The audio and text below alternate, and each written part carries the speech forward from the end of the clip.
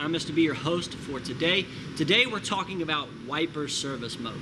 Okay, so wiper service mode is a mode that we can put a car in, and it makes it easier for us to service the wipers or change the wipers out. So it's very easy to do. If you have a Mark 5, Mark 6, Mark 6.5, I think this even works with Mark 7s. It's something that you as an owner can do, and it makes it a lot easier to change your wiper blades. So if you have a key or a push start, this will still work. Automatic, manual, it doesn't matter. And here's how it works. Okay, as you can see here, these wipers are tucked a little down. Now, it is possible to change these wipers without putting this in the service mode. This just makes it a little bit easier, okay? So you can access the wipers without this. Again, it just makes it a lot easier to change out. And let's go inside the car and I'll show you how to do it.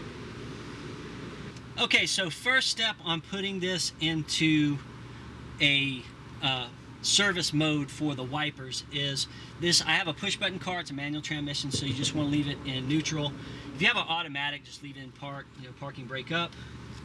So I turn it, I don't put my foot on the clutch.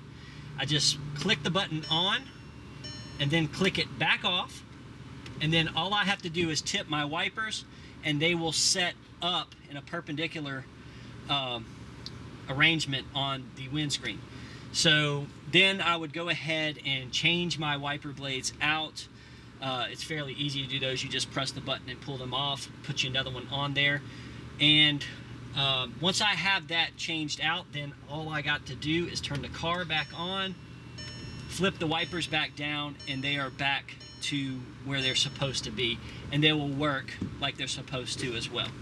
So real easy to do. If you have a key car, if you have to turn a key, all you will do is turn the key to the on position, car not running, and then back off and do the same thing, and they will set again.